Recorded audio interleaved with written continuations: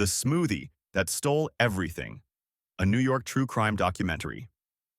Some murders hide in plain sight. They wear the mask of medical tragedy, wrapped in the chaos of emergency rooms and the confusion of devastated families. But this case? This one didn't stay hidden for long. 48 hours after bringing her newborn son home from a Manhattan hospital, a young mother's body began shutting down. Her hands turned black. Her legs went cold. And within a week, surgeons would remove all four of her limbs just to keep her heart beating. Everyone said it was septic shock, a tragic reaction to childbirth, one of those nightmare scenarios that no one sees coming. Her husband nodded along, agreed with the doctors, comforted her mother, and quietly waited for his wife to die so he could collect $500,000. But she didn't die. And that's when a security camera inside a small Brooklyn Botanica revealed the truth.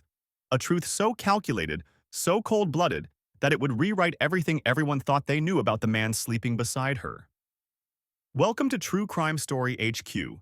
Thanks to all my viewers and subscribers for making this possible. This is a story about trust, about vulnerability, and about the kind of evil that doesn't announce itself. It just pours you a drink and watches you consume it. Don't forget to subscribe, because what you're about to hear will change how you think about the people closest to you. Let's begin. Part 1. The Brooklyn Girl. Maya Rodriguez grew up in Sunset Park, Brooklyn, in one of those neighborhoods where everybody knew your business before you even walked through your own front door.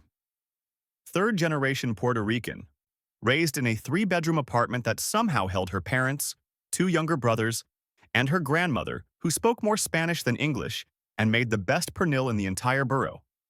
Her father, Carlos, worked construction, real construction, the kind where you're up at 4 a.m. and home by dark with concrete dust in your lungs and pride in your paycheck.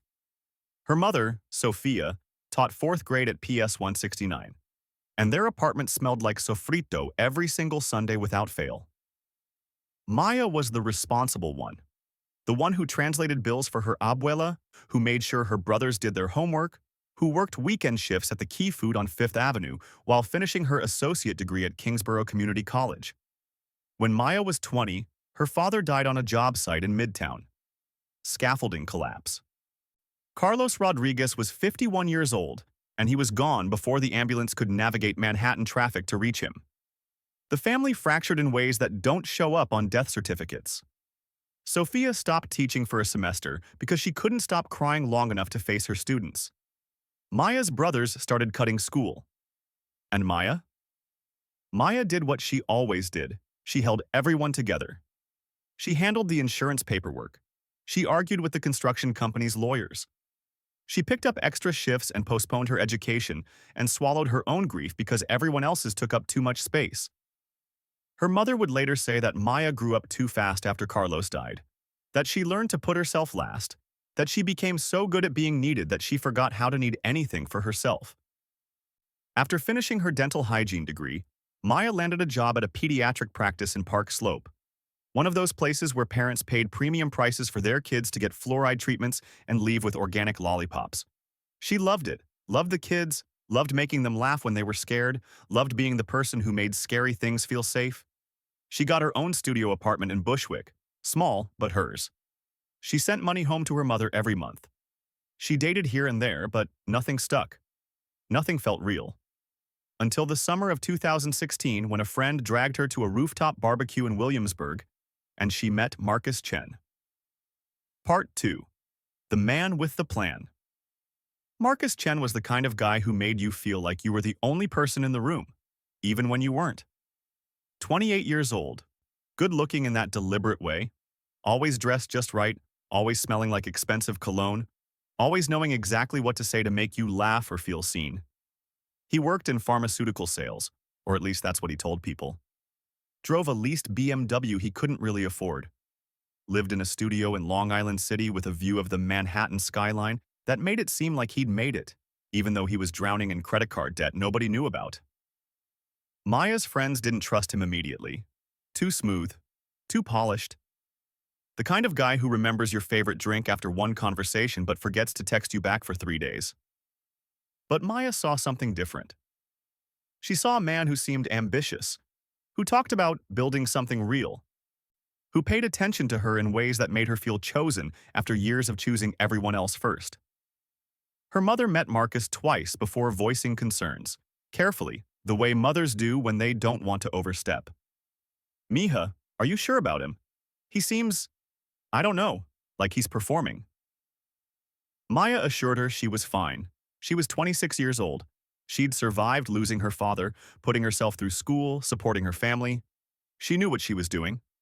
They dated for 18 months. Marcus was hot and cold, intensely present one week, distant the next. He'd make grand romantic gestures and then disappear into work obligations Maya couldn't verify. He borrowed money occasionally, always with elaborate explanations about payment processing delays or client reimbursements that were coming any day now. Maya noticed inconsistencies, charges on his credit card that didn't match his stories. Evenings when he said he was at client dinners but came home without the smell of restaurant food. But she talked herself out of suspicion because doubt felt like giving up. And Maya Rodriguez didn't give up on people. Marcus proposed in December 2017. They'd driven upstate to Storm King Art Center, and he'd arranged for a photographer to capture the moment without Maya knowing. The ring was modest, a small diamond on a thin gold band. But Marcus told her he'd been saving for months, that he wanted her to have something beautiful even if it meant sacrificing other things. Maya cried when he asked. Not because the ring was perfect or because the setting was romantic, but because after years of taking care of everyone else, someone was finally asking to take care of her. They married in June 2018. Small ceremony at a church in Sunset Park, reception in the parish hall with food Maya's family cooked themselves. Marcus smiled in all the photos, danced with Maya to a song he claimed was their song, even though Maya couldn't remember them ever discussing it. They honeymooned in the Catskills for 3 days. All Marcus said he could manage because work was demanding. Maya didn't complain. She was grateful. She was hopeful. She was wrong. Because the man she married was already planning her death. And the cracks in his performance? They were about to become canyons. If you're still watching, drop a comment below with your location. I want to know where everyone's tuning in from. And if this story is hitting you a certain way, type, "I'm still here," so I know who's really invested in seeing how this unfolds. Because what happens next, it's going to make your blood run cold. Part 3. The pregnancy. He didn't want.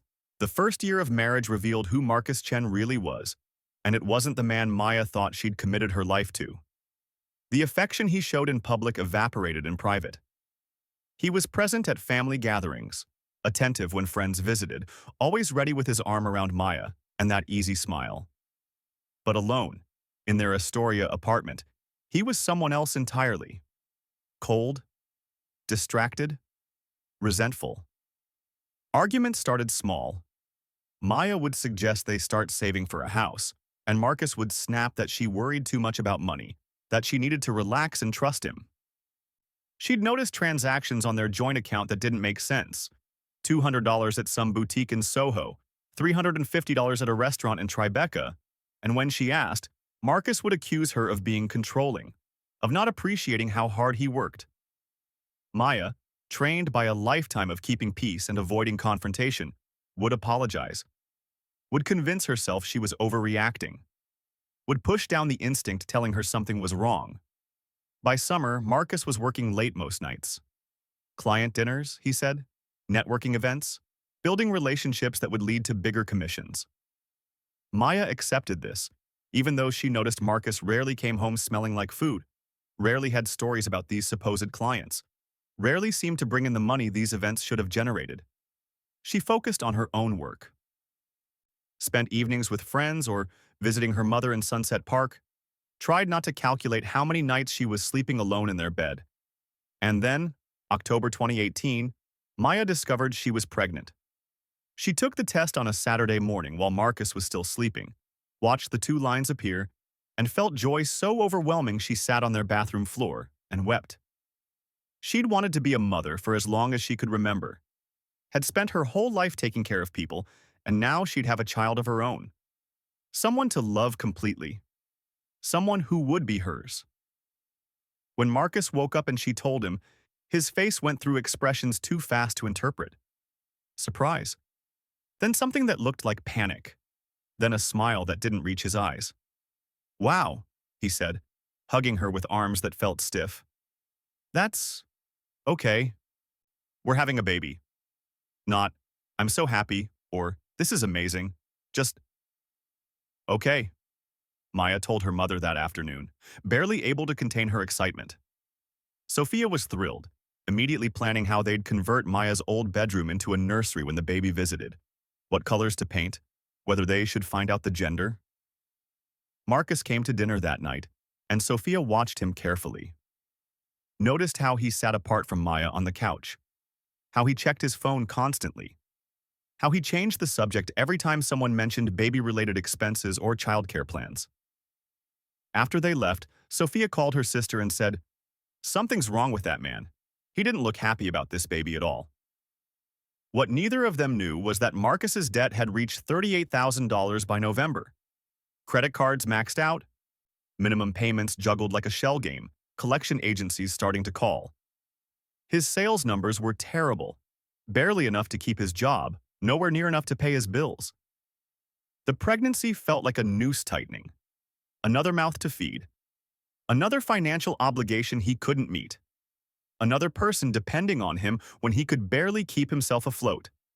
At work, Marcus's complaints became more frequent. He told colleagues the pregnancy was unplanned, that Maya had trapped him, that he felt suffocated. None of this was true. They'd never even discussed trying for a baby. But Marcus needed someone to blame, and Maya wasn't there to defend herself. He missed prenatal appointments, 3 out of 5 in November alone. Work emergencies, he claimed. Maya stopped expecting him to come, stopped asking him to help prepare the nursery, stopped believing his excuses. By January 2019, Maya had retreated into herself. She kept a journal, not to document problems, but to process feelings she couldn't voice to anyone. One entry from mid-January read, "I don't know what I did wrong. I thought he wanted this life with me.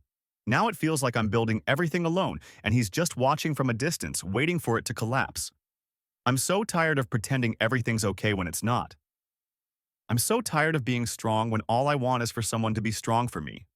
That entry would later be read aloud in a Manhattan courtroom. Evidence of a woman who loved someone incapable of loving her back. But here's what Maya didn't write in that journal. Here's what she couldn't have known. Marcus wasn't just distant. He wasn't just checked out. He was researching. And what he was researching would nearly kill her.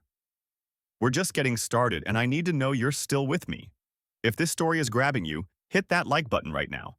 And if you're recognizing any of these warning signs, if this is hitting too close to home, please share this video. Because what comes next could literally save someone's life. Let's continue. Part 4. The Search History from Hell. March 2019. While Maya's belly grew with their son, while she picked out tiny clothes and assembled a crib by herself, while she worked full days at the dental practice and came home to an empty apartment, Marcus Chen sat in front of his laptop and searched for ways to kill her. His search history, later recovered by NYPD forensic analysts, reads like a handbook for murder. It started broad, generic. The kind of thing you could explain away if someone asked. Postpartum complications mortality rate? Can women die after childbirth? Maternal death statistics, United States? But then it narrowed, became specific, became methodical. Symptoms of postpartum septic shock. How fast does sepsis kill you? Natural causes of death after delivery. Toxins that cause organ failure. Poisons that mimic infection. Marcus wasn't just curious. He was studying, taking notes, building a plan with the focus of someone preparing for the most important project of his life. He spent hours on toxicology forums and medical journals and true crime websites.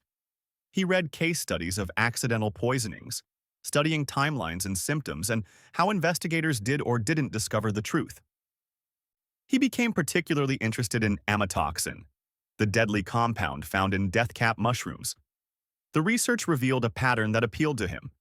Victims ingest the toxin and initially experience gastrointestinal distress, nausea, vomiting, diarrhea, within 6 to 12 hours.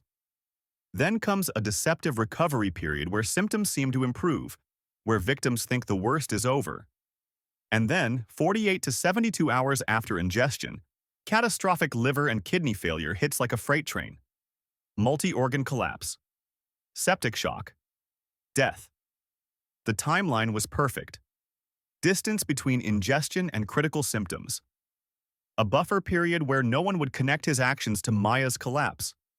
Marcus researched detection methods. Would standard hospital toxicology screens identify amatoxin? What specific tests would need to be ordered?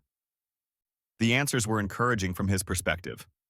Most hospitals wouldn't think to test for mushroom toxins unless there was obvious reason to suspect poisoning. And postpartum sepsis? That would provide perfect cover. He also learned that amatoxin has no antidote. Once consumed in sufficient quantity, it's nearly always fatal unless treated immediately with aggressive supportive care and potentially a liver transplant. Treatment consists mainly of hoping the patient's organs can survive long enough to eliminate the toxin naturally. Marcus was looking for something that would kill Maya definitively, but slowly. Something that would give him time to establish an alibi and appear appropriately devastated when she died. The insurance policy was already in place. He'd purchased it in March, presented it to Maya as responsible planning. Coming? We need to protect each other financially, he'd said. With a baby, if something happens to either of us, the other person will be taken care of. Maya, touched by what seemed like rare forethought from Marcus, agreed immediately. Signed the paperwork without reading the details carefully. The policy was for $500,000. Marcus listed himself as sole beneficiary. It became active March 18, 2019. 7 months to plan, 7 months to research, 7 months to convince himself that Maya's death would solve all his problems. By October, Marcus's debt had grown to $42,000. Collection agencies were calling constantly.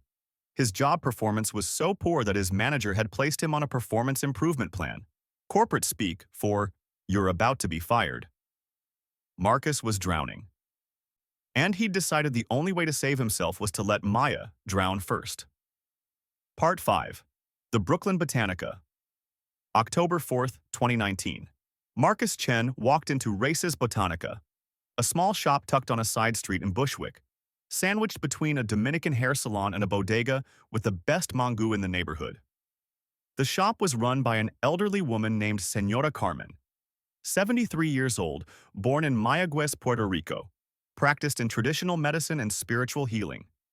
Her shelves were lined with jars of dried herbs, roots, powders, oils, and specimens most people had never heard of. Marcus had found the shop through online research, identifying it as one of the few places in New York that sold rare botanical specimens, including potentially toxic materials for educational and research purposes.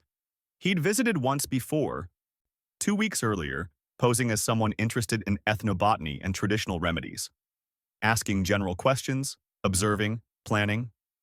On October 4th, he returned with cash and a story. The security camera above Señora Carmen's register captured everything.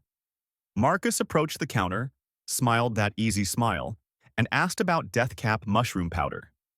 He explained, voice casual, well-practiced, that he was a graduate student researching historical uses of toxic plants in traditional medicine, that he needed a sample for analysis, that he understood the risks and would handle it responsibly.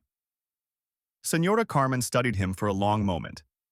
She'd sold dangerous materials before, always with careful screening and documentation. Something about this man felt off. Too smooth, too rehearsed. But his money was real and his story was plausible enough.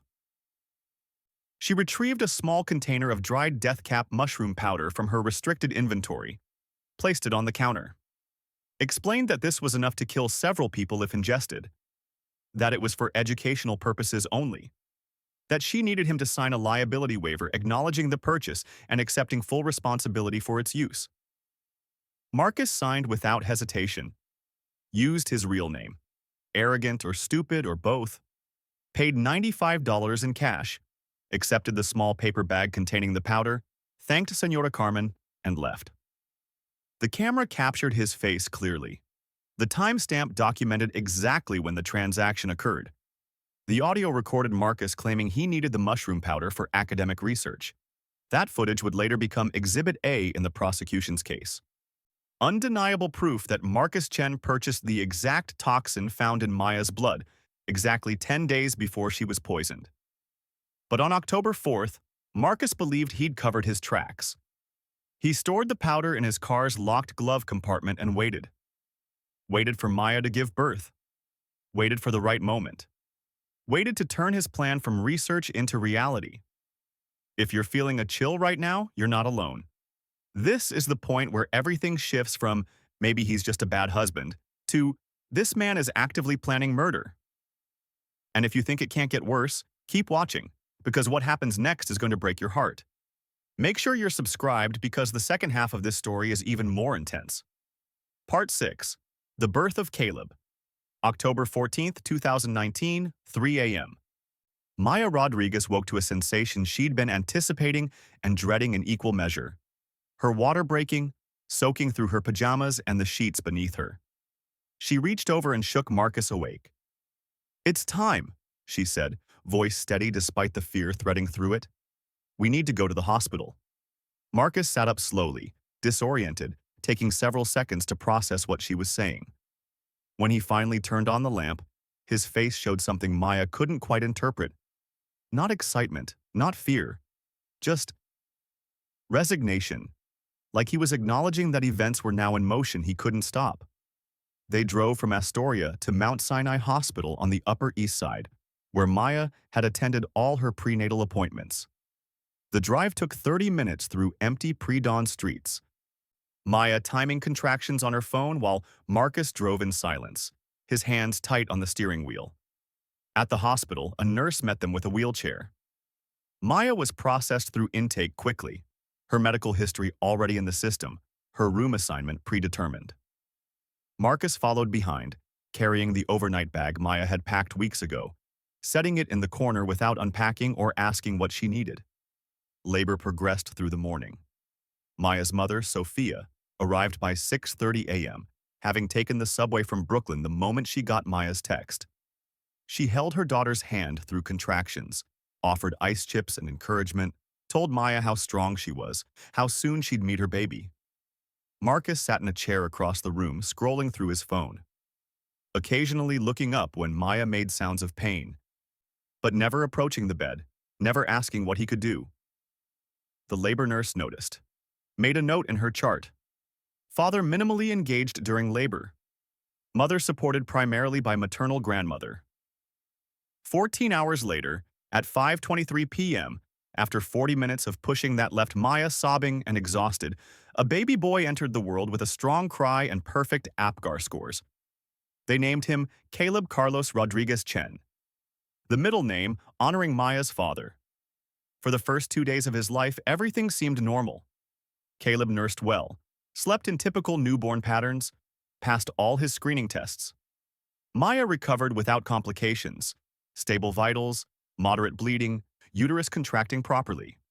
Dr. Jennifer Walsh examined Maya on October 15th and 16th, noting in her chart that postpartum recovery was progressing exactly as expected. No fever, no signs of infection, no reason to extend her hospital stay beyond standard observation. Marcus's behavior during those 2 days would later be dissected in minute detail. He visited sporadically, claimed he needed to go home to shower, to handle work obligations that couldn't wait. He spent more time in the hospital cafeteria than in Maya's room. When he was present, he held Caleb only when directly prompted by nurses, handling the baby awkwardly, handing him back quickly. Multiple nurses documented their observations. One nurse asked Maya directly, "Is everything okay at home? Do you feel supported?" Maya, exhausted and emotional and not ready to admit out loud what she suspected, assured the nurse everything was fine. That Marcus was just nervous about being a father, that he'd adjust. On October 16th at 2 p.m., Dr. Walsh signed Maya's discharge orders, standard instructions about postpartum recovery, warning signs to watch for, when to follow up. Sophia helped Maya dress Caleb in a tiny outfit, secured him in his car seat, and watched Marcus carry the baby to the car, while Maya walked slowly behind, her body still healing. They drove back to their Astoria apartment in silence. Maya in the back seat next to Caleb, watching her son sleep, completely unaware that within 12 hours she'd be fighting for her life in an emergency room. Because Marcus had already made his decision. And tonight, he was going to execute his plan. Part 7. The Smoothie. October 16, 2019, 6 p.m. The Rodriguez-Chen family arrived home to their two-bedroom Astoria apartment. Sophia came directly from the hospital, following in her own car, immediately taking charge of settling them in. She organized baby supplies, prepared dinner while Maya tried to breastfeed Caleb with uncertain, inexperienced movements. Marcus disappeared into the bedroom, claiming exhaustion. The evening proceeded with the chaotic rhythm of new parents figuring out routines. Caleb crying, needing to be fed, changed, soothed, held. Sophia showing Maya how to swaddle properly, how to position him for feeding, interpreting his different cries. Marcus stayed largely in the bedroom with the door closed, emerging only when Sophia called him for dinner around 7:30 p.m. They ate quickly, minimal conversation. Maya focused on managing postpartum discomfort while keeping an ear tuned to Caleb's bassinet. By 8:30 p.m., Sophia had done dishes, laundry, and confirmed multiple times that Maya had her phone charged and nearby. "Call me if you need anything, Mia," she said, hugging Maya carefully. "Anytime, I mean it." Maya walked her mother to the door, thanked her for everything, assured her they'd be fine. And then it was just Maya, Marcus, and their newborn son. Marcus retreated to the bedroom again. Maya spent the next hour managing Caleb's bedtime routine alone, feeding him, changing him, laying him in the bassinet next to their bed, praying he'd sleep for a few hours. By 10 p.m., both Caleb and Maya were asleep, exhausted from the day's transition. Marcus lay awake beside them, listening to Maya's breathing deepen, listening to Caleb's small sounds, waiting for full darkness and full silence. Around 11 p.m., when he was certain both were deeply asleep, Marcus got out of bed quietly. Their apartment building had limited security, no cameras in hallways, no doorman. No one to observe as Marcus went to his car in the parking structure, unlocked his glove compartment, and retrieved the small container he'd purchased 13 days earlier. He brought it inside, moving through the darkened living room to their small kitchen, working by the light of the under-cabinet LEDs. Maya had a nightly routine she'd maintained throughout pregnancy, drinking a protein smoothie before bed to help with recovery and milk production. The blender was on the counter, the ingredients visible, the routine so established that Marcus knew exactly how to recreate it. He worked methodically, frozen mango and strawberries into the blender, Greek yogurt from the fridge, a scoop of vanilla protein powder from the canister next to the coffee maker, a handful of spinach, almond milk. Then Marcus opened the container of deathcap mushroom powder. The substance looked innocuous, pale brown, finely ground, similar in texture to any dried herb. He measured approximately a quarter teaspoon, more than enough to cause catastrophic organ failure, and tapped it into the blender. He sealed the container, washed the measuring spoon thoroughly, blended the smoothie on high for 30 seconds until everything was incorporated. The result looked exactly like Maya's normal smoothie. Thick, pink-orange, flecked with tiny seeds. He poured it into her usual glass and carried it to the bedroom. "Maya," he said softly, shaking her shoulder. "Hey, I made your smoothie." Maya stirred, disoriented by exhaustion and sleep deprivation. Blinked at Marcus in the darkness, trying to process his words. "Your smoothie," he repeated, pointing to the glass on her nightstand. "I know you always drink one. Thought I'd make it for you tonight since you've been through so much." Maya felt something warm in her chest, a small gesture of care from a husband who'd shown so little care for months. She smiled, reached for the glass. "Thank you," she murmured. "That's really sweet." She drank the entire smoothie, paused occasionally to breathe between swallows, the cold liquid soothing. Marcus watched her drink every ounce, watched her set the glass back on the nightstand, watched her snuggle back into her pillow, already drifting toward sleep. "That was good," she mumbled. "Thanks for thinking of me." Marcus took the glass to the kitchen, washed it thoroughly, wiped down the blender, disposed of the powder container in the dumpster behind their building. Then he returned to bed, lay awake for another hour, listening to Maya breathe, waiting for the first signs that the poison was taking effect. The clock read 11:47 p.m. when Marcus finally closed his eyes. By morning, Maya's body would be at war with itself, and Marcus would be playing the role of concerned husband while quietly waiting for his wife to die. I need you to understand something. What you just read? That wasn't a crime of passion. That wasn't someone who snapped in a moment of rage. That was premeditated murder. That was a man who stood in his kitchen, measured poison into his wife's drink, and handed it to her with a smile. If that doesn't make your skin crawl, I don't know what will. But here's the thing. Maya survived, and the reason she survived is going to restore some of your faith in humanity. Let's keep going.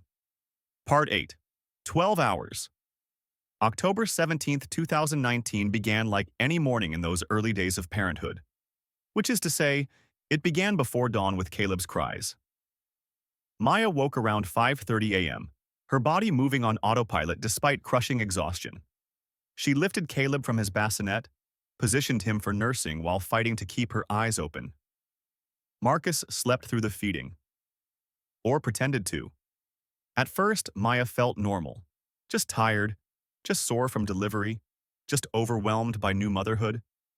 But by mid-morning, something shifted. Nausea crept in around 9 a.m.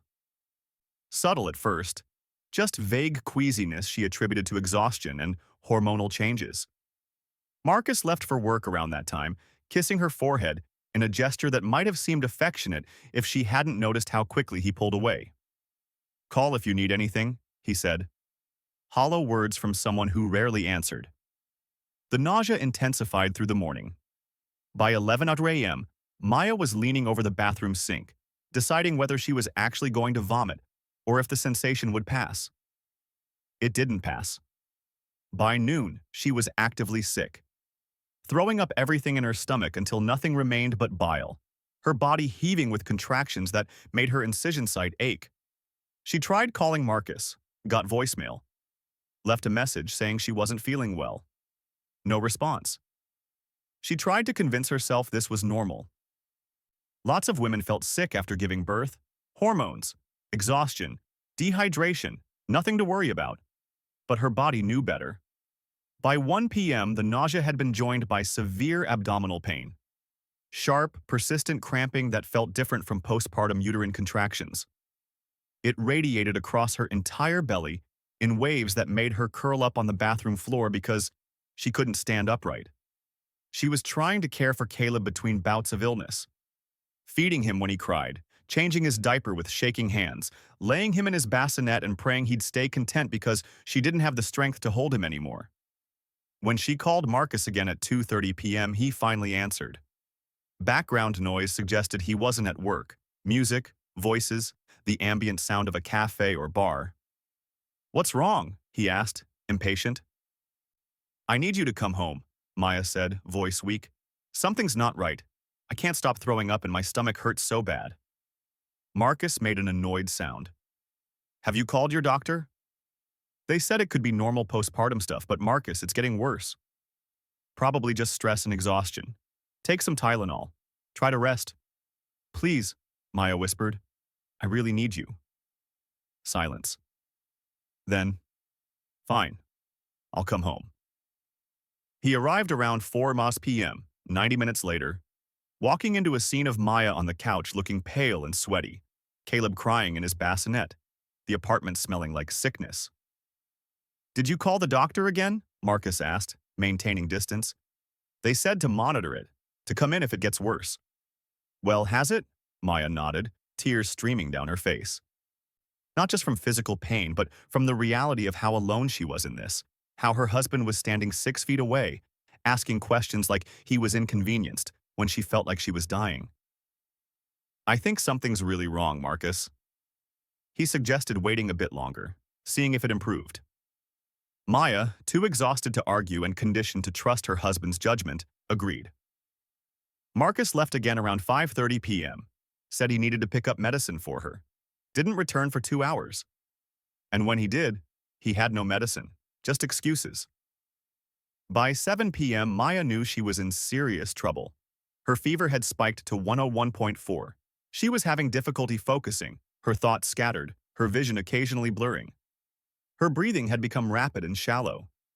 She managed to call Sophia, her voice barely audible.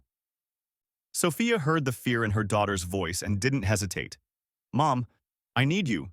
Something's wrong. I'm coming right now. Stay with me on the phone, Mija."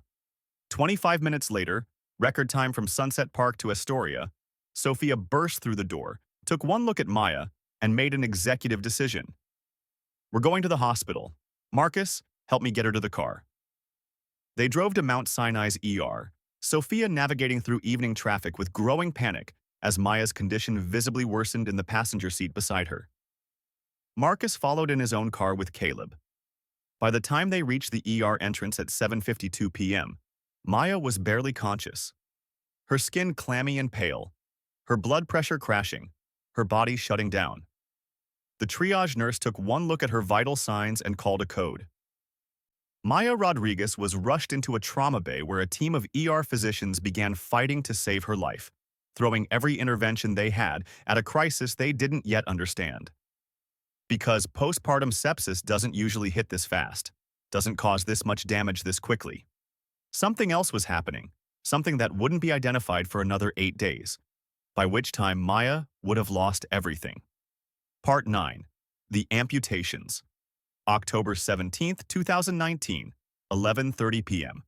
Maya Rodriguez lay unconscious in the ICU at Mount Sinai, machines breathing for her while medications worked to maintain blood pressure barely adequate to perfuse her vital organs. Dr. Samuel Park, the critical care physician assigned to her case, stood at Maya's bedside reviewing lab results that made no sense. "This isn't tracking like standard sepsis," he told his resident. "Blood cultures are negative. Antibiotics aren't working. Her liver enzymes are skyrocketing faster than they should. Her kidneys are failing too quickly." By October 18th, a new crisis emerged. The ICU nurse noticed it during routine examination. Maya's hands. Previously on True Crime Story. HQ. Maya Rodriguez, a young mother from Brooklyn, was poisoned with death cap mushrooms just 48 hours after bringing her newborn son home from the hospital. Her husband Marcus had researched the murder for months, purchased the poison from a Botanica in Bushwick, and administered it in a smoothie he made for her. But Maya survived the poisoning, barely. What she didn't survive with were her limbs. And what Marcus didn't survive? His perfect plan.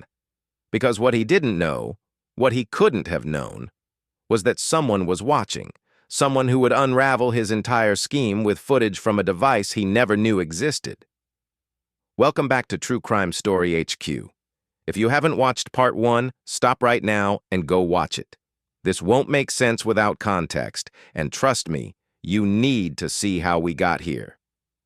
For everyone else who's been waiting for this finale, thank you.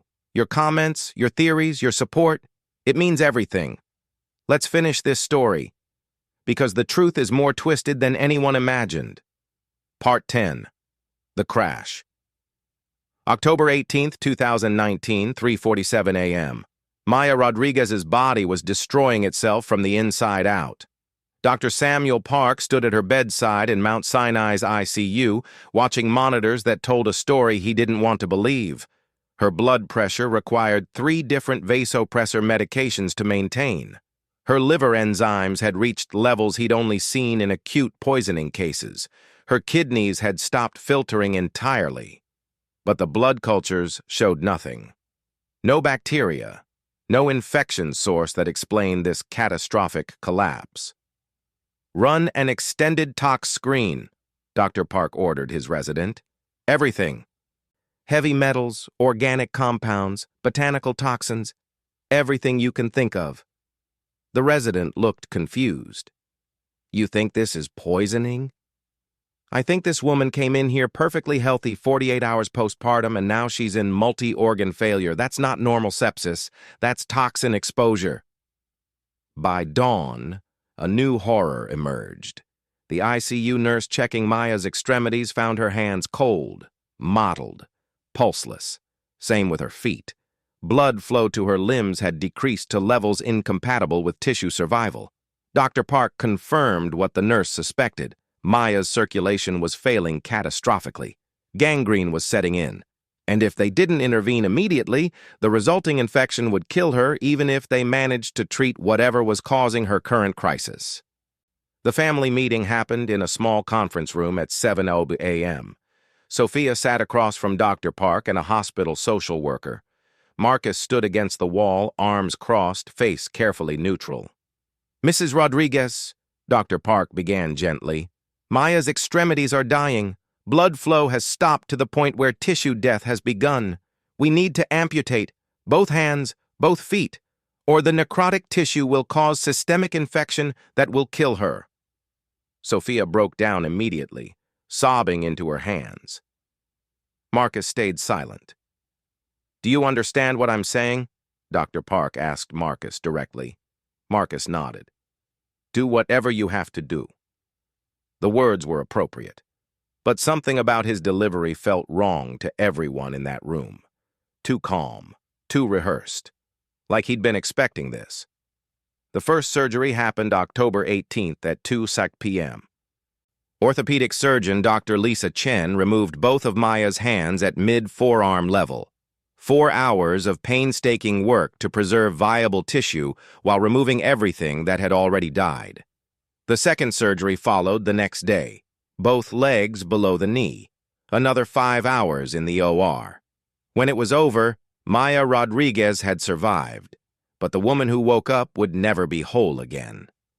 Sophia maintained constant vigil at her daughter's bedside, documenting everything in a small notebook, including Marcus's strange behavior.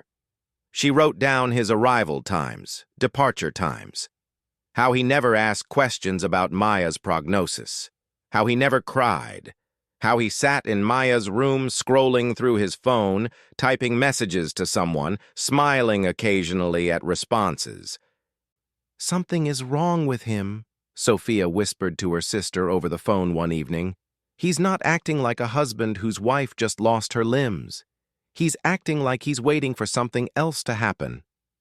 Her sister told her grief affects people differently, that maybe Marcus was in shock. But Sophia's instincts were screaming. Something was very, very wrong. Part 11. The Doorbell Camera. October 19th, 2019. While Maya lay in the ICU recovering from her second amputation, NYPD Detective James Rivera was assigned to investigate what hospital administration had reported as a suspected poisoning case. The toxicology results had come back positive for amatoxin, levels consistent with intentional exposure, not accidental ingestion. Rivera had been with NYPD for 16 years, worked everything from organized crime to homicide. But this case? A new mother poisoned in her own home, losing all 4 limbs because of it? This hit different. He arrived at Mount Sinai on October 20th to interview Maya, who'd just regained consciousness for the first time since her collapse. The interview was brief. Maya was heavily medicated, barely holding herself together psychologically. But she provided crucial information. She confirmed feeling fine when discharged October 16th. Symptoms started late morning, October 17th. She'd consumed only food and drink she prepared herself, or that Marcus prepared. When Rivera asked specifically about the evening of October 16th, Maya's expression changed. "He made me a smoothie," she said slowly. "My bedtime smoothie. He brought it to me around 11 p.m., said he'd made it so I wouldn't have to get up." Rivera's investigative instincts activated immediately. "Did it taste different?" "No, it tasted exactly like my normal smoothie." Rivera made detailed notes, asked about their marriage quality, whether there were problems, whether Marcus had reason to want her dead. Maya defended him initially, but Sophia, who'd been listening silently, finally spoke up. "Detective, my son-in-law has been acting very strange. He barely visits. He shows no emotion. He's constantly on his phone texting someone. When the doctors said they had to amputate, he didn't cry once. I've been documenting everything." She handed Rivera her notebook. Over the next 3 days, Rivera conducted systematic interviews, painting a picture of Marcus Chen as a man with motive, means, and opportunity. He interviewed hospital staff who'd observed Marcus's detachment, co-workers who testified about his complaints regarding the pregnancy and financial stress. He interviewed a woman named Jessica Liu, Marcus's mistress, who broke down crying when she learned Marcus was married with a newborn. Rivera obtained warrants for Marcus's financial records, $42,000 in hidden debt, plus a $500,000 life insurance policy on Maya purchased 7 months earlier.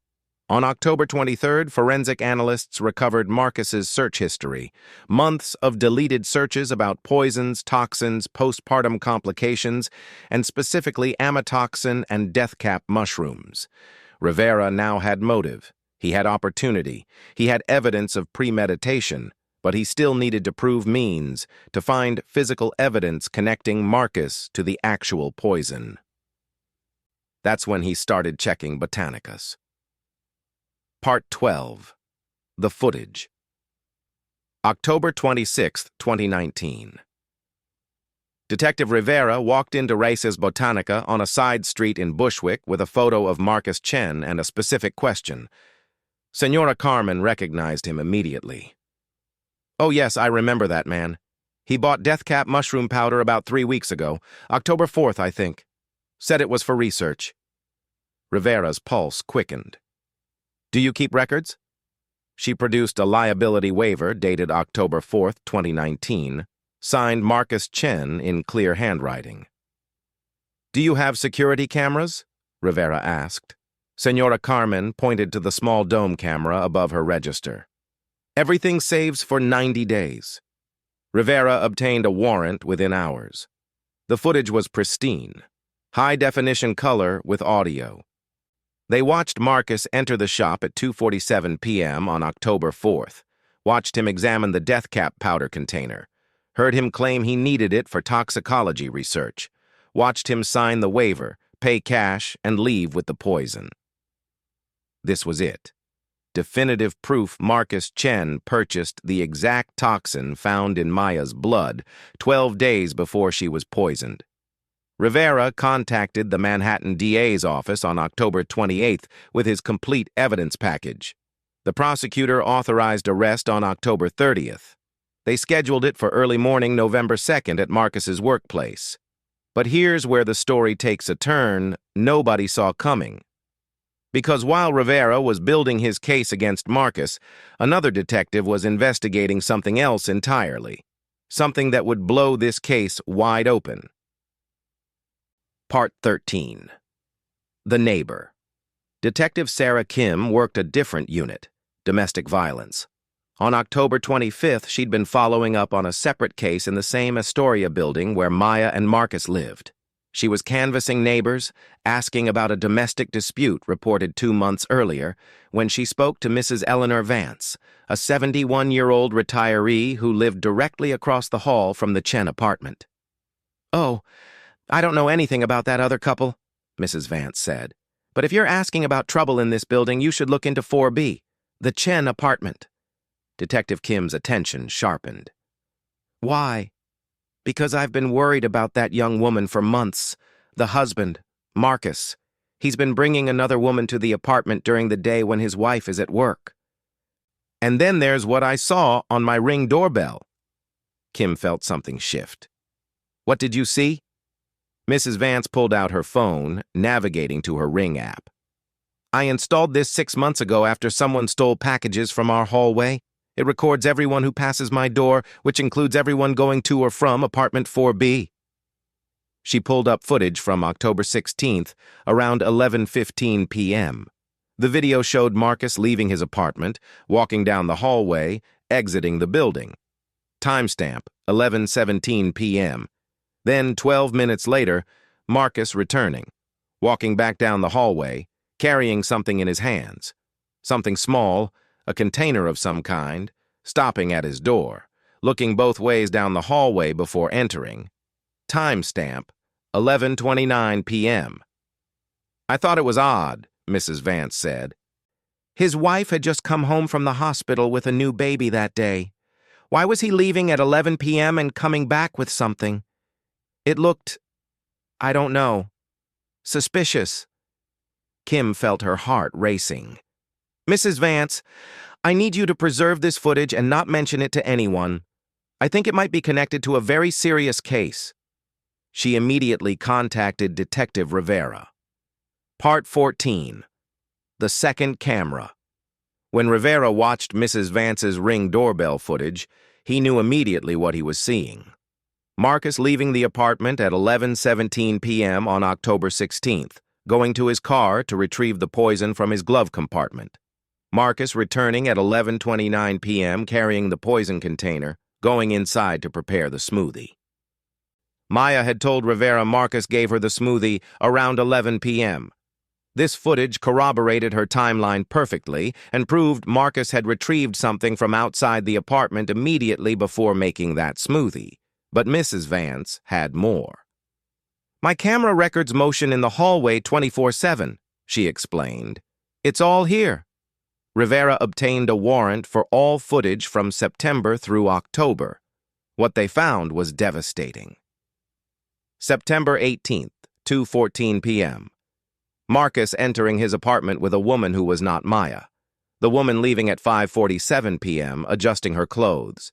Marcus kissing her in the hallway before she left.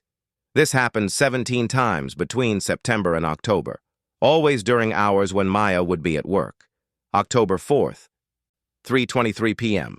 Marcus returning to the building carrying a small paper bag, timestamp matching exactly when he would have left the Botanica after purchasing poison.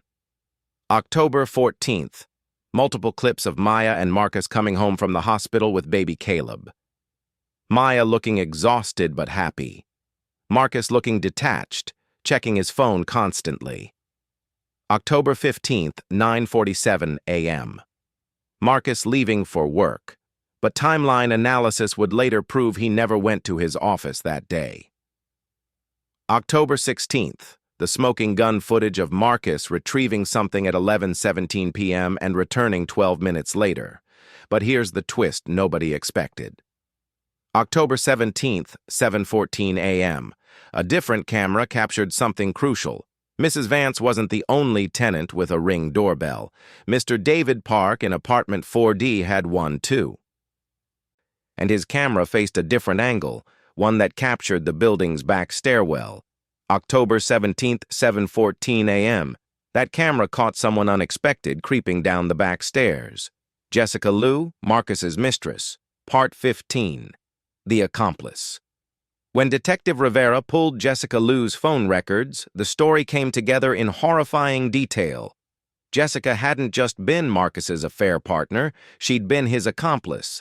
Text messages between them, recovered through subpoena, revealed a conspiracy that went deeper than anyone imagined. September 12, 2019. Marcus. I can't keep doing this. I'm drowning in debt and Maya's about to have the baby. I don't know what to do. Jessica. What if you didn't have to deal with it? What if there was a way out? Marcus. What do you mean? Jessica. I'm just saying, accidents happen. Especially after childbirth. Women die from complications all the time. September 20th, 2019. Jessica, did you look into what I sent you about the mushrooms? Marcus, yeah, it's possible, but I'd need to be careful. Jessica, I can help. We can plan this together. Then we can finally be together without all this baggage. October 3rd, 2019. Marcus, I'm going to get it tomorrow. You sure about this? Jessica. I'm sure. She'll never know what happened. It'll look natural. And then you'll be free. October 15th, 2019. Marcus. It's done. She drank it. Now we wait. Jessica. How long? Marcus. Doctor said 48-72 hours for full organ failure. Should be any time now. Jessica. I'll come by tomorrow morning to see if you need anything. That last message explained the October 17th footage of Jessica at the building. She'd come to Marcus's apartment at 7:14 a.m., just hours before Maya would be rushed to the ER, to check on whether Maya was dead yet. When Rivera brought Jessica in for questioning on November 1st, she broke within an hour. She confessed everything: how she'd researched the poisoning method, how she'd encouraged Marcus to do it, how they'd planned to be together after Maya died and Marcus collected the insurance money. She claimed she didn't think it would really happen, that it was just fantasy talk, just venting, just hypothetical planning. But the texts proved otherwise. She'd been an active participant in planning Maya's murder. On November 2nd, 2019, both Marcus Chen and Jessica Liu were arrested. Marcus at his workplace, exactly as Rivera had planned. Jessica at her apartment in Murray Hill 30 minutes later. Both were charged with attempted murder, conspiracy to commit murder, and poisoning with intent to kill. If you're watching this thinking, "There's no way this gets worse," buckle up, because the courtroom revelations, they're going to destroy you. And the sentence these two receive? Let's just say justice was served ice cold. Hit that like button if you're still here. Subscribe for more deep dive true crime, and drop a comment if you saw that accomplice twist coming, because I guarantee most of you didn't. Part 16, The Trial March 2020. The trial of the people versus Marcus Chen and Jessica Liu began in Manhattan criminal court with media attention that rivaled some of the city's most infamous cases. The prosecution was led by Ada Catherine Morrison, a veteran prosecutor with a 94% conviction rate in violent crime cases. The evidence was overwhelming. Morrison walked the jury through every piece. Marcus's months of research into poisons and postpartum complications, the $500,000 insurance policy purchased 7 months before the poisoning, the security footage from Races Botanica showing Marcus purchasing death cap powder, the Ring doorbell footage showing Marcus leaving his apartment at 11:17 p.m. on October 16th and returning 12 minutes later carrying something, Maya's testimony that Marcus made her a smoothie around 11 p.m. that night, the toxicology report proving Maya was poisoned with amatoxin, text messages between Marcus and Jessica planning the murder, Jessica's presence at the building the morning after Maya was poisoned, financial records showing Marcus's $42,000 debt. But the prosecution's most powerful moment came on March 18th when Maya testified. She appeared via video link from her rehabilitation facility. The courtroom went completely silent as her image filled the screen. Prosthetic arms visible, the mechanical devices shocking to jurors unaccustomed to seeing quadruple amputation. Maya spoke clearly despite obvious emotional difficulty. She described Marcus's distance during her pregnancy, the smoothie he made for her, October 16th, her devastation upon learning he'd poisoned her. "I trusted him completely," Maya said, voice breaking. "I'd just given birth to his son. I was exhausted and vulnerable and completely dependent on him. And he poisoned me. He watched me drink poison he'd put in my smoothie, knowing what it would do to me." Defense attorney Robert Klein's cross-examination attempted to suggest Maya was confused about details, mistaken about timeline. Maya looked directly at the camera. "I am not confused. Marcus made me a smoothie October 16th around 11 p.m. I drank it. 12 hours later, I was dying from amatoxin poisoning. Those are facts." Klein had no effective response. Jessica's defense tried a different angle, arguing she was manipulated by Marcus, that she didn't believe the plan would actually happen, that her texts were just fantasy. But when Morrison played audio of jailhouse phone calls between Jessica and Marcus after their arrest, that defense collapsed. November 8th, 2019, recorded jail call. Jessica: "Did they find anything in the apartment?" Marcus: "I don't think so. I cleaned everything." Jessica: "What about the smoothie? Did she tell them?" Marcus: "Yeah, but it doesn't matter." "They can't prove what was in it, Jessica. Except they found the bottle from the Botanica in your car." Marcus: "What? I threw that away." Jessica: "You threw it in your trunk, apparently. They found it during the search. Marcus, we're screwed." Long silence. Marcus, maybe we say it was an accident, that I bought it for something else and it somehow got in her drink. Jessica, no one's going to believe that. Not with our texts. Not with your search history. We're done. The prosecution rested after that audio played. The defense called no witnesses. Neither Marcus nor Jessica testified. The jury deliberated for 19 hours over 2 days. On March 23, 2020, they returned verdicts. Guilty on all counts for both defendants. Marcus's hands trembled as each verdict was read, the only visible sign that reality had penetrated his denial. Maya, watching via video link, broke down crying when she heard guilty. Sentencing was scheduled for April 15th. Part 17, Justice, April 15th, 2020. Manhattan Criminal Court, Part 73, Judge Patricia Morrison presiding. Before imposing sentence, the judge allowed victim impact statements. Sophia went first. You poisoned my daughter while she was at her most vulnerable. She'd just given birth to your son. She was tired, trusting, and completely dependent on you for support. And you handed her poison disguised as care. You went to bed next to her, knowing her organs were failing. You waited for her to die so you could collect money and start a new life with your mistress. My daughter will spend every day for the rest of her life learning to do basic tasks without hands, without legs, without the body you took from her. I hope you spend every day in prison thinking about what you did.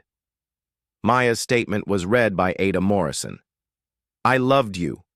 I believed our marriage vows meant something, that becoming parents would bring us closer.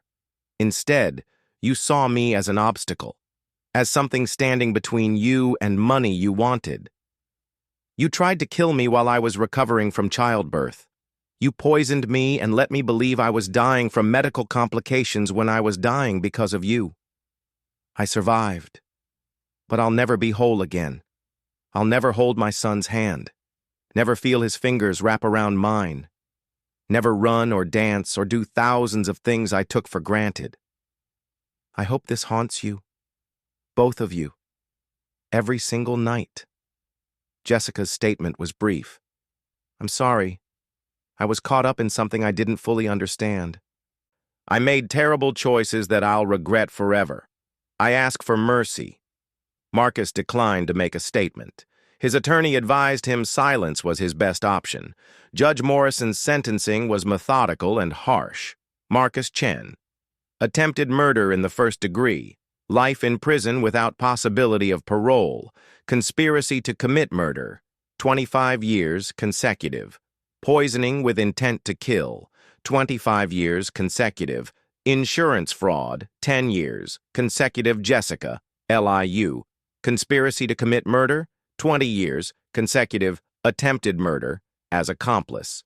15 years consecutive. Judge Morrison addressed both defendants. You planned for months to murder a young mother while she was at her most vulnerable. You researched poisons. You purchased lethal toxins. You administered those toxins in a drink disguised as care. And Ms. Liu, you encouraged this plan, facilitated it, and showed up the next morning to check on whether Mrs. Chen was dead yet. The cruelty of your actions is matched only by their cowardice.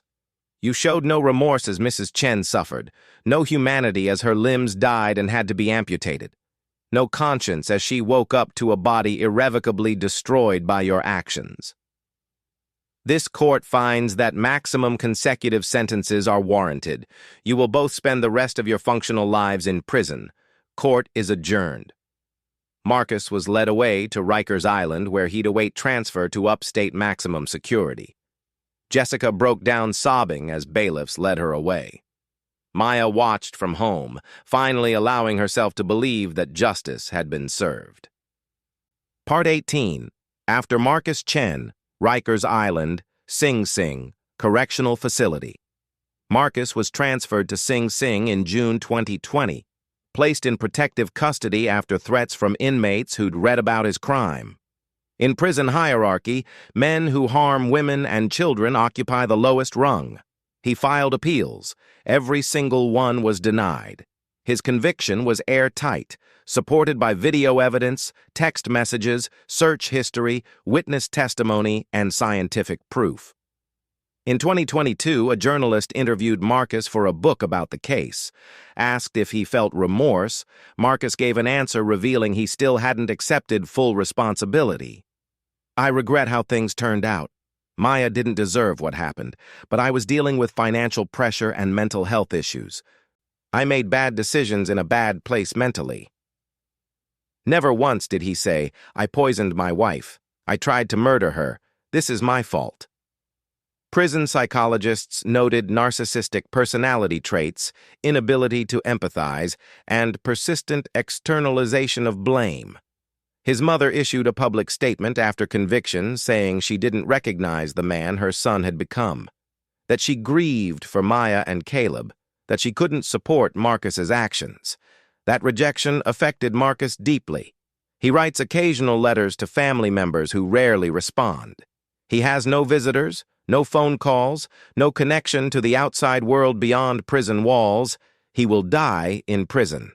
That is his reality. Jessica Liu, Bedford Hills Correctional Facility for Women. Jessica served her time at Bedford Hills, New York's maximum security women's prison. Unlike Marcus, she participated in every available rehabilitation program, therapy, education, victim impact courses. She granted one interview in 2021, breaking down as she discussed her role. "I can't explain what I was thinking. I was so caught up in this fantasy of a life with Marcus that I convinced myself Maya wasn't real, that she was just an obstacle to happiness. I didn't see her as a person, as a mother, as someone who would suffer because of what we planned. I think about her every single day, about Caleb growing up without his mother being whole, about the pain I helped cause, and I know sorry isn't enough. It will never be enough." Parole eligibility, 2055, she'll be 62 years old. Maya Rodriguez, Sunset Park, Brooklyn. Maya moved in with her mother after 18 months of intensive rehabilitation. Their home was modified for accessibility, widened doorways, reinforced bathroom rails, lowered countertops.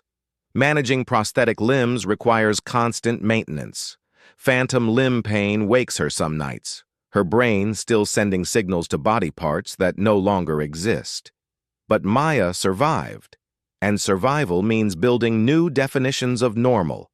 She established the Maya Rodriguez Foundation in 2021, supporting domestic violence survivors who've sustained permanent injuries, providing resources for adaptive equipment, therapeutic services, legal advocacy.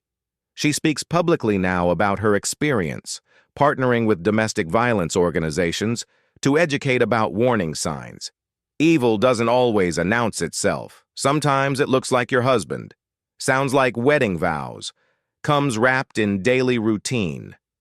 Marcus didn't look like someone capable of murder, and that's what made him dangerous.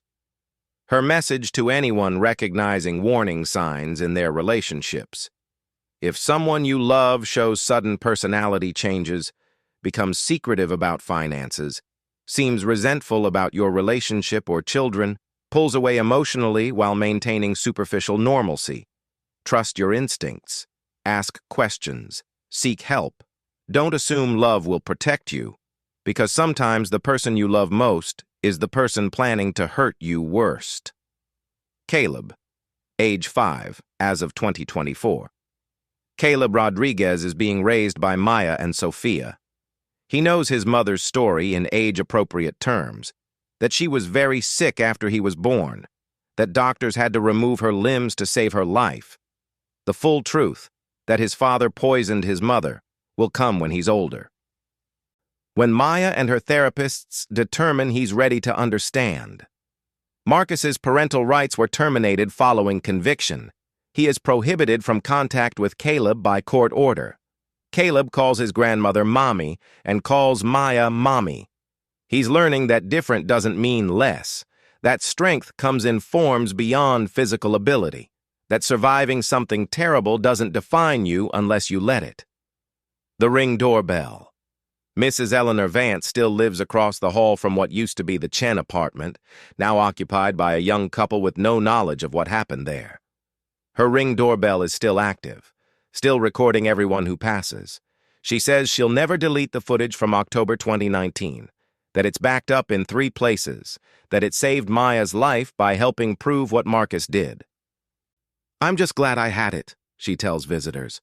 "I'm glad something good came from me being a nosy neighbor." Epilogue. The doorbell that saved a life. This case changed how law enforcement approaches domestic violence investigations in New York.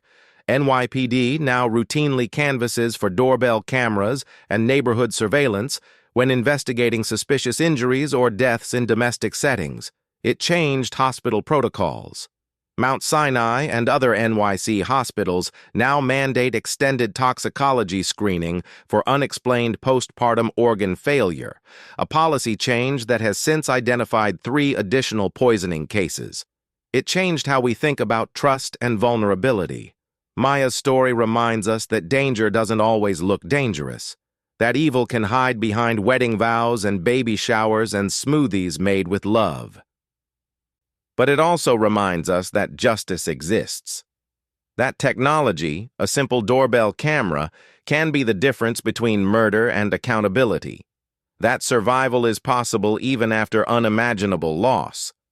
The documentary ends not with Marcus in his cell, not with the courtroom where justice was served, but with Maya and Caleb in Sunset Park. Caleb, now 5 years old, runs ahead on sturdy legs, while Maya follows on prosthetics that allow her to walk, but not run. Her mechanical hands hold a phone capturing video of her son's joy.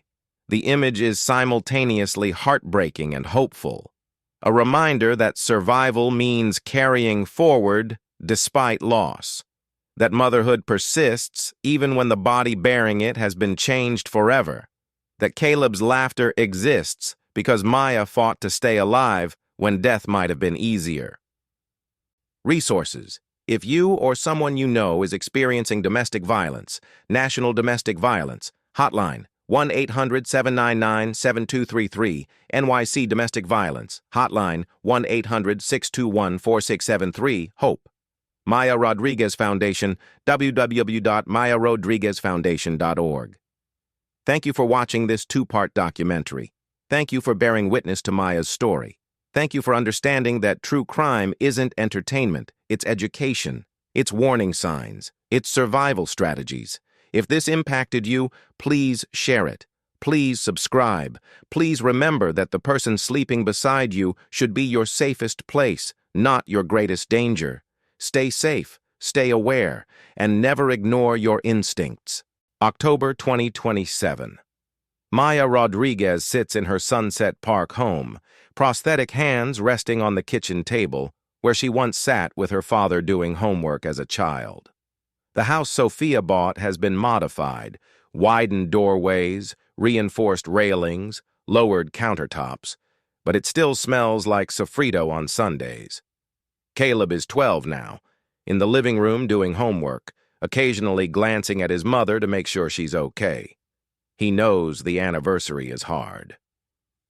October 16th marks 8 years since the poisoning, 8 years since his father tried to kill his mother. The mail arrives at 3 p.m. like always. Among the bills and foundation donation receipts, there's a handwritten envelope. No return address, postmarked from Bedford Hills, New York. Maya knows that postmark. Bedford Hills Correctional Facility for Women, where Jessica Liu has been serving her sentence. She opens it with mechanical fingers that have learned to grip envelopes but will never feel paper texture again. The letter is short. Maya. My daughter Lily turns 16 next month. She's been asking questions. I've told her nothing, but she's smart. She found old news articles. She knows what I did. She knows about you. I'm writing because she wants to meet you. She says she needs to understand, to hear your side, to know if her mother is the monster everyone says she is. I have no right to ask you anything, but I'm asking anyway. Not for me, for her. She didn't choose this. She didn't choose me. If you say no, I'll understand. If you say yes, I'll give you her contact information. I'm sorry isn't enough. It will never be enough. But I'm sorry anyway. Jessica Maya reads it 3 times.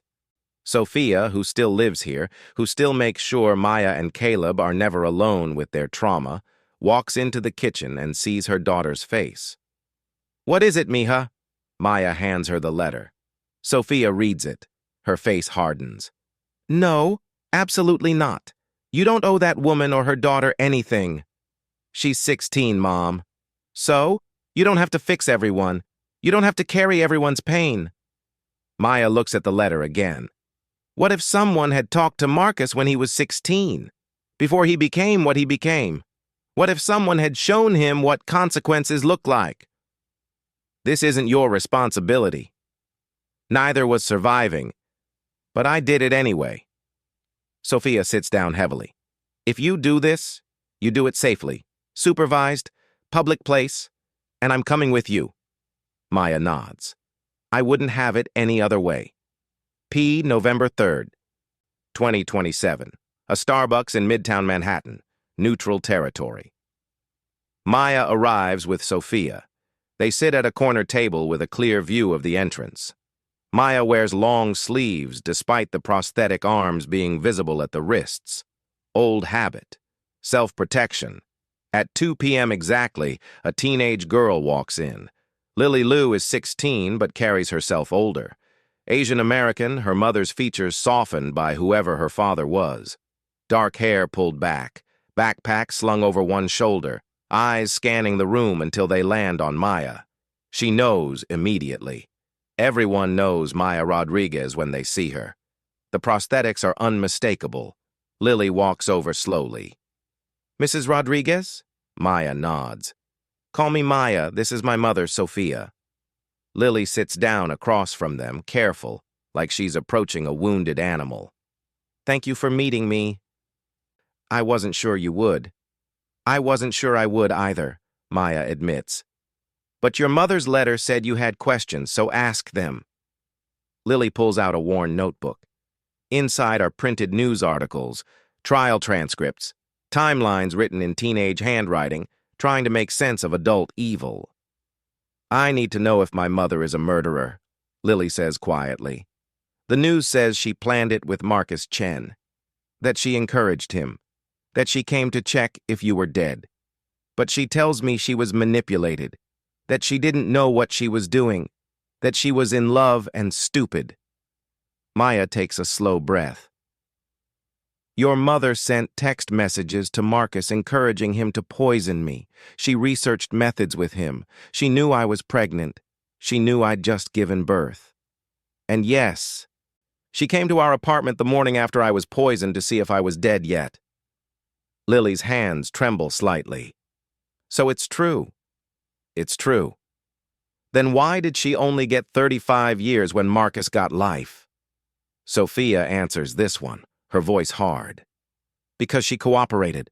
Because she testified against him. Because the prosecutor believed she was less culpable. Because the justice system isn't always just. Lily looks at Maya. Do you think she deserves to get out someday? Maya considers this. I think your mother made a choice. She chose to help plan my murder. She chose to participate in something evil. But I also think she was 26 years old and in love with a narcissist who made her believe I was an obstacle instead of a person. That's not an excuse. No, it's not. But it's context. And context matters when you're trying to understand how good people do terrible things. Lily wipes her eyes. I'm not here to defend her. I just need to know. Her voice cracks. I need to know if I'm going to become like her. Maya reaches across the table, her prosthetic hand awkward but deliberate. You're here, aren't you? Asking questions, seeking truth, facing what your mother did instead of pretending it didn't happen. That's not what she did. She ran from consequences until she couldn't anymore. But what if it's in my blood? What if I'm broken like she is? Sophia leans forward. Mija, I raised a daughter who survived a monster trying to kill her, who lost her body but kept her soul, who built a foundation helping other women escape the men who want to destroy them. You want to know if you're broken? Ask yourself what you're building, not what you inherited. Lily looks between them. Can I ask you something else? Maya nods. Do you hate her? My mother? Maya is quiet for a long moment. I did. For years. I hated her almost as much as I hated Marcus. But hate is exhausting, and it takes up space in your heart that could be used for other things. So no, I don't hate her anymore. I pity her, because she threw away her entire life for a man who didn't love her, who was using her, who would have killed her too if it meant saving himself. Did she ever apologize to you, besides in letters? No. We've never spoken. The letters started 2 years ago. This is the first one I've answered. Lily closes her notebook. I don't know what I'm supposed to do with all this. You're supposed to live your life, Maya says. You're supposed to make different choices. You're supposed to remember that you are not your mother's mistakes. You're Lily Lou, and you get to decide who that person becomes. What if I want to help? What if I want to do something good to balance out the bad she did? Maya pulls out a business card for the Maya Rodriguez Foundation. We're always looking for volunteers. If you want to turn your mother's mistakes into something meaningful, help us protect other women from men like Marcus Chen. Lily takes the card, stares at it. Would you really let me volunteer after what my mother did? You're not your mother, Sophia says firmly. Say it. Lily swallows. I'm not my mother. Again. I'm not my mother. Remember that. Every day, when it gets hard, when people find out who she is and judge you for it. You are not your mother. Lily nods, tears streaming now. Thank you. I don't deserve your kindness, but thank you. Maya stands, her prosthetic legs carrying her with practiced balance. You deserve a chance to be better than the people who made you. Everyone deserves that. They leave the coffee shop.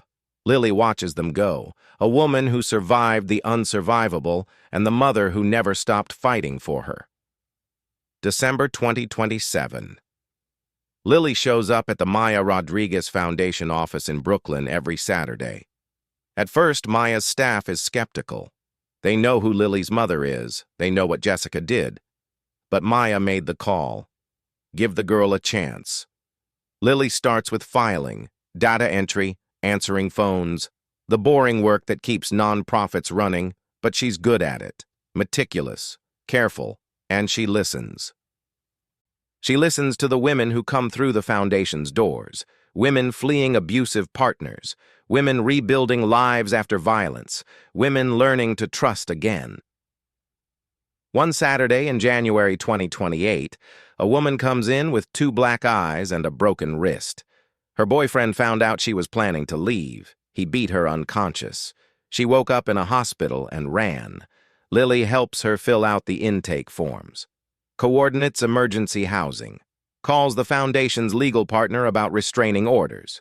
When the woman leaves, safer than she was an hour ago, Lily sits at her desk and cries. Maya finds her like that, sits down beside her. First time seeing it up close? Maya asks gently. Lily nods. I keep thinking, that could have been you. If Marcus had done it differently. If you died. If no one caught him. But I didn't die. And they did catch him. And now you're here making sure other women don't go through what I went through. Does it ever stop hurting? Seeing what people do to each other? No, Maya says honestly. But you learn to turn the hurt into fuel, into purpose, into making sure the next woman has a better chance than the last one. Lily looks at her. My mom wrote me again. She wants me to visit. I don't know if I should. Do you want to? Part of me does. Part of me wants to scream at her, ask her how she could do what she did, how she could help plan to kill a pregnant woman and not feel anything. So go, ask her. You think I should? Maya considers this. I think you need closure. And closure doesn't come from avoiding the source of your pain. It comes from facing it and deciding it doesn't control you anymore.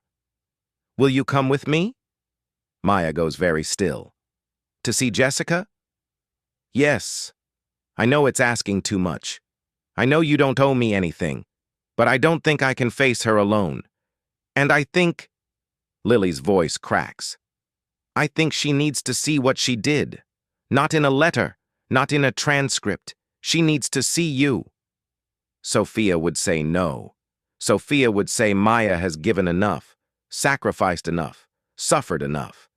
But Maya looks at this 16-year-old girl trying desperately not to become her mother's daughter, and she says, "Okay, I'll come."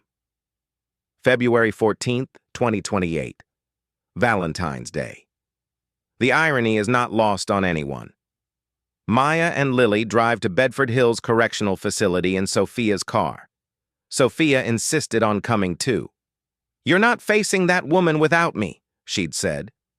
Non-negotiable. The prison is exactly what you'd expect. Gray, cold, sterile. The visiting room smells like industrial cleaner and desperation. They sit at a metal table bolted to the floor. Lily's leg bounces with nervous energy. Maya's prosthetic hands rest calm on the table surface. And then Jessica Liu walks in. She's 40 now. Prison has aged her in ways that have nothing to do with time and everything to do with consequence. Her hair is graying at the temples. Her face is thinner, harder. Her orange jumpsuit hangs loose on a frame that's lost weight from stress and institutional food. She sees Lily first. Her face crumples with an emotion Maya can't quite name. Love? Guilt? Regret? Then she sees Maya. Jessica stops walking. Her face goes pale. Her hands cuffed in front of her start shaking. The guard escorts her to the table. She sits down slowly, carefully, like she's afraid sudden movement will shatter the moment. "Lily," she whispers, "you came." "I came," Lily says, voice harder than her 16 years should allow. "And I brought someone." Jessica forces herself to look at Maya. Really look. At the prosthetic hands. At the mechanical arms visible beneath long sleeves. At the woman she helped try to murder. "Maya," Jessica's voice breaks on the name. I didn't know you'd..." "Didn't know I'd survive?" Maya finishes coldly. "Or didn't know I'd agree to see you?" "Both. Neither. I don't know, Jessica covers her face with her cuffed hands. "I'm sorry. I know that means nothing. I know sorry doesn't give you your hands back or your legs back or the 8 years you spent learning to live in a body I helped destroy. But I am. I'm so sorry." "Why?" Maya's voice is ice. "Why did you do it?" "Because I was stupid. Because I was in love with a man who didn't love me back. Because he made you sound like the villain in our story. Because I convinced myself you were standing between me and happiness. I was a pregnant woman, about to give birth, and you helped plan my murder. I know. You researched poisons with him. You encouraged him. You came to our apartment the morning after he poisoned me to see if I was dead yet. I know. And you did all of that knowing I had a baby, knowing that baby would lose his mother, knowing Marcus would have gotten away with it if I'd died." Jessica is sobbing now, full body shaking sobs that make the guard watching them shift uncomfortably. Lily watches her mother fall apart and feels nothing. Or maybe feels everything and has learned to bury it. "She wants to know if you're a monster," Lily says quietly. "That's what I'm here to find out. If my mother is a monster." Jessica looks at her daughter through tears. "Yes, I was. I did a monstrous thing. There's no other word for it." "Are you still?" "I don't know. I hope not. I've spent 7 years in here trying to understand how I became the kind of person who could help murder someone. Therapy. Classes. Facing what I did every single day. But I don't know if that's enough. I don't know if I can ever be not a monster again." Maya speaks, her voice carrying weight that silences the room. You want to know if you can be redeemed? If you can ever be forgiven? Jessica nods, unable to speak. I can't give you that. Forgiveness isn't mine to give. You didn't just hurt me. You hurt my son, my mother, everyone who loves me. You stole 8 years of my life learning to live without limbs. You stole my son's innocence. You participated in evil, and you don't get to outsource the guilt. I know, but... Maya pauses. Your daughter is 16 years old and volunteering at my foundation. She's spending her Saturdays helping abuse victims escape the kind of men you enabled. She's terrified she'll become you. And the fact that she's terrified means she won't. Because monsters don't worry about becoming monsters, they just are. Jessica looks at Lily with desperate hope. You're volunteering? Lily nods. Every Saturday, filing paperwork, answering phones, listening to women tell stories about men who hurt them, and every time I do, I think about what you did. And I choose to be better. I'm proud of you, Jessica whispers. Don't be. You don't get to be proud. You gave up that right when you helped try to kill her. The words land like physical blows. Jessica flinches but doesn't argue. Maya leans forward slightly. I'm going to tell you something and I need you to hear it. Really hear it. Jessica nods. Marcus Chen is in Sing Sing serving life without parole. He will die in prison. He will never breathe free air again. He will never touch another woman. He will never hurt another person. That is his consequence. Yes. You got 35 years, parole eligibility in 2055. You'll be 62. You might get out someday. I don't deserve to. Maybe not. But your daughter deserves a mother who understands what she did and spends every remaining breath making sure no one else ever does it again. So when you get out, if you get out, you're going to work for my foundation. You're going to tell your story. You're going to look abuse victims in the eye and tell them how easy it is to become the villain in someone else's tragedy.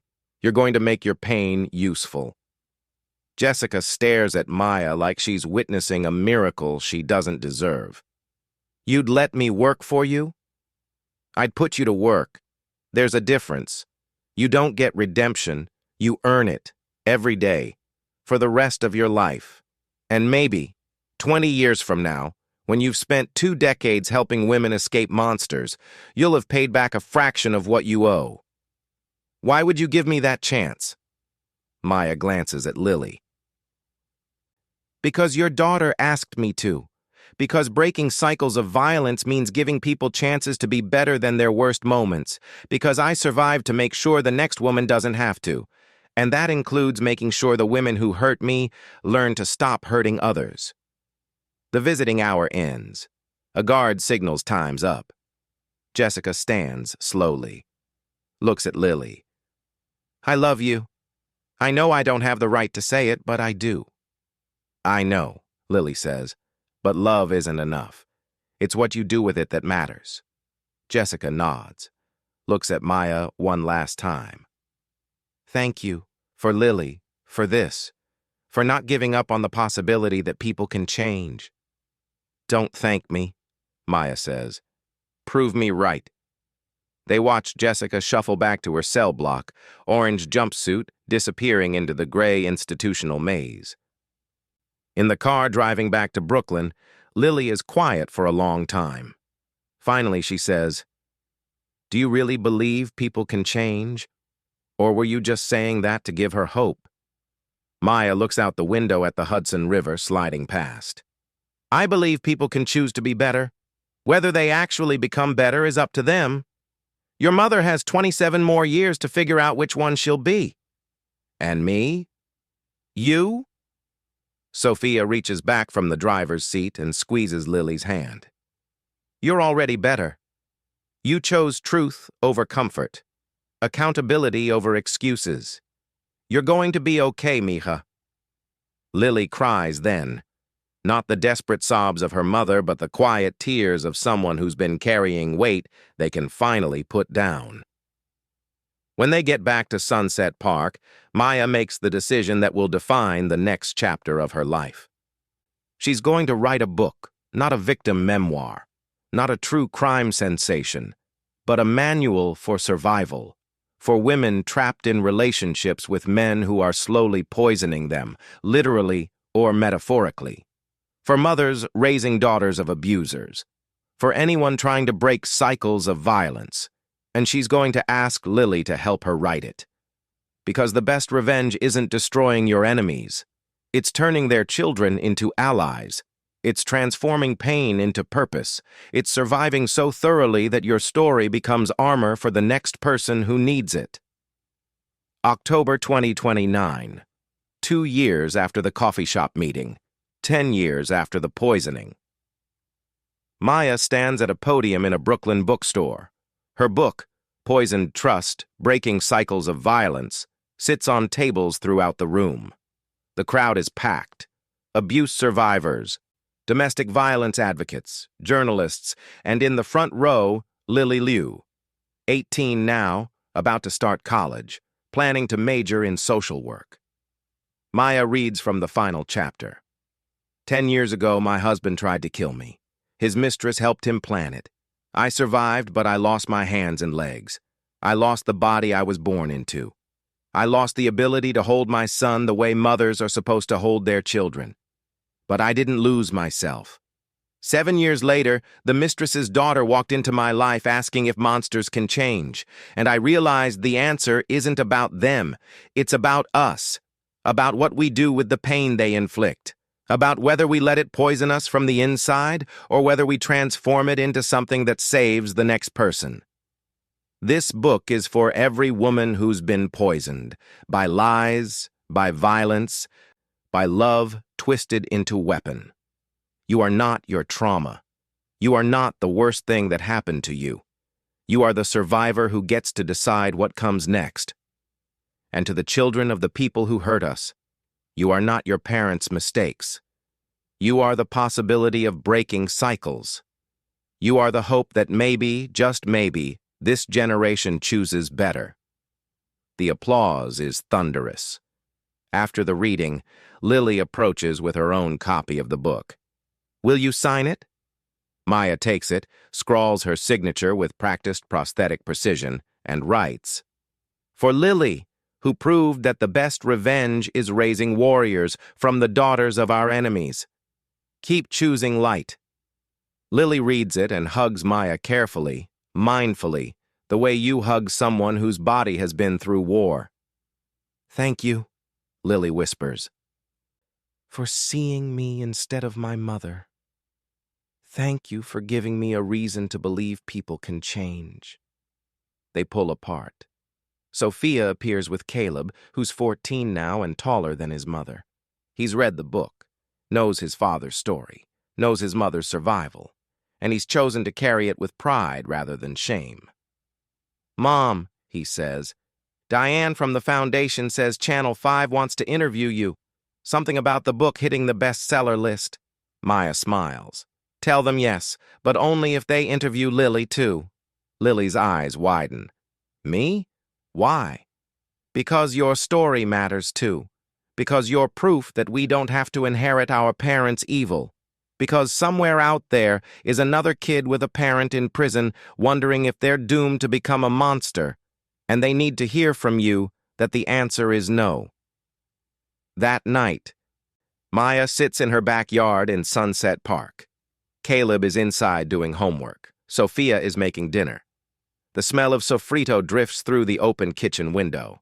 Maya looks at her prosthetic hands in the fading October light, thinks about the smoothie, the poisoning, the amputations, the trial, the years of rehabilitation, the foundation, Lily, Jessica, the book, and she thinks about Marcus Chen in his cell at Sing Sing, growing old in a cage he built himself, while she's out here breathing free air, raising her son, helping women survive, turning trauma into testimony. She thinks about revenge, real revenge, not violence, not destruction, but survival so complete, so absolute, that the person who tried to kill you becomes irrelevant. that your life becomes bigger than their crime, that your purpose dwarfs their evil. That's the revenge that matters. That's the revenge that lasts. Maya Rodriguez closes her eyes and feels the October breeze on her face. 10 years since the night Marcus handed her poison disguised as love. She's still here, still breathing, still building, still winning.